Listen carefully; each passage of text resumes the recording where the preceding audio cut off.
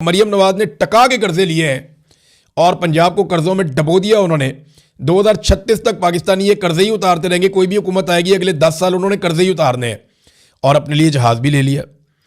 इन कर्जों से इन्होंने सैलाब मुतासरीन के घर नहीं बनाए, इन कर्जों से इन्होंने गटरों के ढक्कन नहीं लगाए, इन कर्जों से इन्होंने गरीब आदमी को एजुकेशन नहीं दी, हेल्थ नहीं दी, बल्कि वो जो हेल्थ कार्ड था वो भी उनसे वापस ले लिया।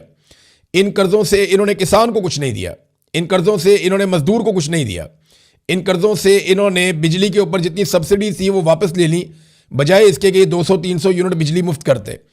तो इन कर्जों से और तो कुछ किया नहीं, अपनी अयाशियाँ की हैं, पूरी दुनिया की मौजें ये कर रहे हैं। और अब एक तैयारा भी इन्होंने ले लिया, भागने के लिए तैयारे काम आएंगे और कोई काम नहीं है। एक तैयारे का कहा जा रहा है वो 11 अरब का है, तो दूसरा बताया जा रहा है जी वो उससे भी महंगा है और बड़ा जदीद तैयारा। तो इसराइली तैयारे, हमें पाकिस्तानियों को कहते हैं कि इसराइली मसनूआत का बाइकआउट कर दो, उनकी बोतल नहीं पीनी, 10 रुपये वाली ये चीज़ नहीं लेनी, वो चिप्स नहीं लेना, ये नहीं लेना, वो नहीं लेना, ये इसराइल का है। खुद जनाब इसराइली तैयारे कमाल नहीं हो गया, खुद इसराइल के साथ बैठ के मीटिंगें ज़बरदस्त नहीं हो गया, उनके साथ खड़े होकर फ़ोटो और बाकायदा ऐलान किया जाता है कि हमें कोई एतराज़ नहीं है कि नेतन्याहू या इसराइली इसके अंदर शामिल हो मीटिंग में। नेतन्याहू का एक स्टेटमेंट भी है, ये स्टेटमेंट आप देखें। नेतन्याहू ने कुछ पोस्ट किए हैं प्राइम मिनिस्टर ऑफ इजराइल के अकाउंट से, और लुब्बे-लुबाब उनका ये है कि ये नेतन्याहू का साफ साफ ऐलान है कि एक ऐसा इत्तेहाद बन रहा है जिसमें अफ्रीका भी ममालिक भी होंगे, एशिया के ममालिक होंगे जिनका कुछ का वो नाम नहीं ले सकते, तो लाजमी बात है पाकिस्तान भी है उनमें। इंडिया का उन्होंने कहा जी इंडिया भी होगा, अरब ममालिक का उन्होंने कहा जी अरब ममालिक भी होंगे। फिर जनाब मुश्तरका कोई मफादात हैं जो होंगे और बहुत सारे उन्होंने प्लान बताए नेतन्याहू ने। फिर नेतन्याहू ने कहा जी हम अभी नाम नहीं बता रहे, वक्त आने पे बताएंगे।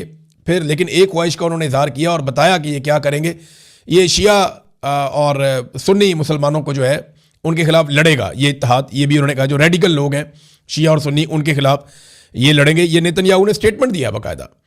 और ये कहते हैं जी हमें कोई एतराज़ नहीं है। ये एक ऐसे बोर्ड ऑफ पीस के अंदर बैठे हुए हैं जिसे ताहिर अशरफी गज़ा बोर्ड कहते हैं, जिसमें गज़ा का कोई बंदा ही नहीं है, जिसमें फ़लस्तीन ही नहीं है।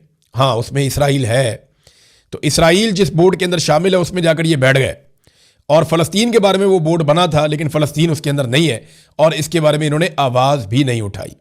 सऊदी अरब जो है वो वक्तन फ़वक्तन आवाज़ उठाता है। अभी ग्रेटर इसराइल के हवाले से जो एक स्टेटमेंट इसराइल के अंदर जो अमरीकी सफ़ीर हैं उन्होंने जो स्टेटमेंट दिया उसके ऊपर सऊदी अरब ने अच्छा तगड़ा जवाब दिया। और लेकिन बाकी लोग जवाब नहीं देते, सऊदी अरब कहीं ना कहीं कुछ ना कुछ थोड़ा बहुत वो करता रहता है।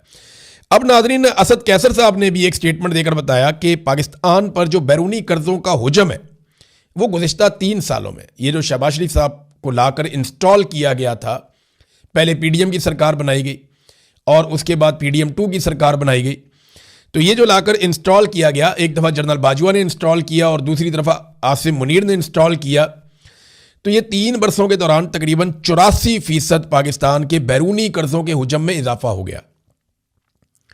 जो हमने दुनिया से बाहर से कर्जा लिया हुआ ना उसमें 84% इजाफा हो गया है, यानी लगभग डबल हो गया कर्जे हमारे 3 साल में। जितना कर्जा हमने 75 साल में लिया उतना हमने 3 साल में ले लिया, लगभग उतना ही ले लिया। और बैरूनी कर्जों का जो मजमूई हुजम है वो 138 अरब डॉलर्स तक पहुंच गया है। अब एक बात आप जहन में रखें कि ये अभी भी कर्जे ले रहे हैं। 25 करोड़ डॉलर ये लेना चाहते हैं चाइना से, कुछ 60 करोड़ डॉलर इन्होंने लिए हैं एक निजी बैंक से, कुछ और जगह से भी ये कर्जे हासिल करने की कोशिश कर रहे हैं कि मज़ीद कर्जा पाकिस्तान को मिल जाए। लेकिन पाकिस्तान की जो क्रेडिट रेटिंग है जिसकी बुनियाद पे कर्जा मिलता है कि भाई ये पैसा वापस कर सकता है या नहीं कर सकता, क्रेडिट रेटिंग में सिंपल आपको मैं ये बता देता हूँ कि इसकी अहलियत क्या है। आप जब किसी को कर्जा देते हैं तो आप ये सोच कर देते हैं कि इसकी काबिलियत है वापस करने की या नहीं, ये वो क्रेडिट रेटिंग है। तो पाकिस्तान की मनफी में है, बी नेगेटिव, तो हमें कौन कर्जा देगा? तो अब हम गारंटर ढूंढते हैं कि जनाब आप हमारी गारंटी, आप जाते हैं ना मोटरसाइकिल किस्तों पे लेने के लिए, बाद औक़ात लोग ये पाकिस्तान के अंदर मोटरसाइकिल या गाड़ी को किस्तों पे आपने ले ली तो वो कहते हैं जी आपका गारंटर कौन है, तो वो कोई ना कोई गारंटर बीच में डालते हैं कि जनाब अगर आप नहीं दे पाएंगे तो फिर हम इनसे बात करेंगे, फिर ये आपसे निकलवा कर देंगे। तो अब पाकिस्तान जो है वो गारंटर ढूंढता है, कभी एशियन डेवलपमेंट बैंक को, कभी एक और बैंक है एशियन इंफ्रास्ट्रक्चर डेवलपमेंट बैंक कोई और है, वो उसको साथ इन्होंने मिलाया।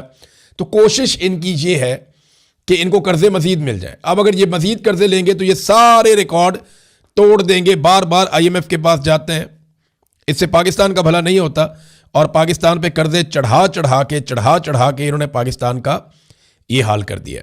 नाज़रीन, एक खबर मैं आपको और देता हूं, ये एक बयान हल्फी है, ये जरा आप देखिए, ये मैंने यहां पे रखा हुआ है। ये मुझे बयान हल्फी एक मेरे हाथ आया। अली अमीन गंडापुर को आपको याद होगा गिरफ्तार किया गया था 9 मई से पहले।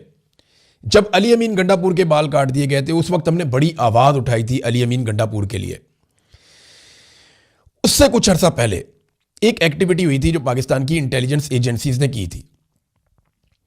हुआ यह था कि अली अमीन गंडापुर को आजाद कश्मीर के हवाले से बनाया गया था, मिनिस्टर इमरान खान साहब ने उन्हें बनाया हुआ था। वहां पे जो इलेक्शन हुए थे 2021 में, उसमें अली अमीन गंडापुर ने बहुत बड़े बड़े खांचे मार लिए थे और वो रिपोर्टें पाकिस्तान की इंटेलिजेंस एजेंसियों तक पहुंच गई थी।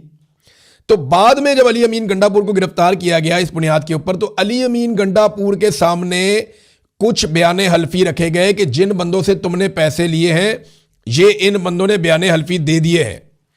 और अब मुझे ये बात पता चलती है कि उस वक्त अली अमीन गंडापुर, क्योंकि मेरे पास जैसे ये कागज पहुंचे हैं, अब जिन्होंने बयाने हल्फी लिखकर दिए हैं वो लोग तो अभी भी जिंदा है ना, जिन्होंने अली अमीन गंडापुर को पैसे दिए वो लोग भी अभी जिंदा है।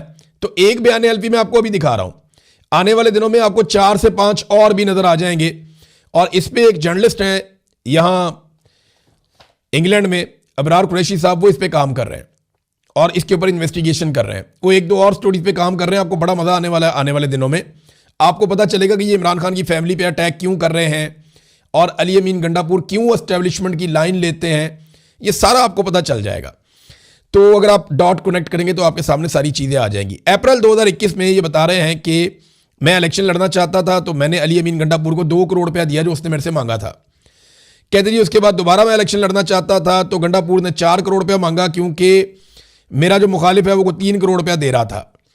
तो उसके बाद वो कहते जी मैंने बात की पार्टी से, अली अमीन गंडापुर ने मुझे बहुत थ्रेट किया, मैंने ये मामला पार्टी के सामने भी रखा, मैंने ये मामला जो है वो आज़ाद कश्मीर का, क्योंकि इलेक्शन था तो वहाँ का जो इंटेलिजेंस का एक ऑपरेटर्स था ISI वाला बंदा, उसको भी मैंने बताया। बल्कि यहाँ पे इसने एक नाम लिया है एक कर्नल का, जो पार्टी पाकिस्तान तहरीक इंसाफ के अंदर एक रिटायर कर्नल था, उसका भी नाम लिया था, कर्नल अमानुल्लाह खान। कहता जी उसको भी मैंने ज़ाती तौर पे बताया और उसने कहा जी हम इसके ऊपर एक्शन लेंगे, हम इसको देखेंगे। लेकिन फिर गंडापुर ने मुझे फ़ोन करके धमकाया और उसके बाद जनाब मेरा पैसा खाया गया। अच्छा, इस तरह का कोई एक नहीं है, ये कोई 4-5 एफिडेविट है जो एजेंसियों के पास है। तो अली अमीन गंडापुर को एजेंसियों ने ऐसे काबू कर लिया। तो आहिस्ता आहिस्ता आपको समझ आएगी कि इन लोगों की मजबूरियां क्या है।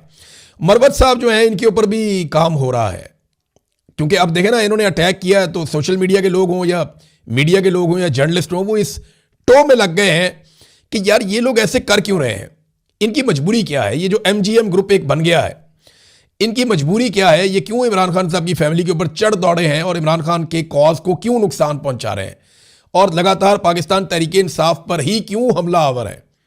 तो इसको अब जब डिग आउट करना शुरू किया तो पहले नंबर पे तो ये आ गया नाजरीन एक बयान हल्फी, जिसमें बंदा बता रहा है कि अली अमीन गंडापुर को 2 करोड़ मैंने दे दिया था, 4 करोड़ ये और मांग रहा था। उसके बाद इसने मुझे धमकियां भी लगाई हैं और फिर इसने ये आप पारा के पास से इस्लामाबाद में इसका कोई घर होगा, वहाँ प्रॉपर्टी, वहाँ पे इसने ये लेके ये एफिडेविट और ये इसने जमा करवा दिया था।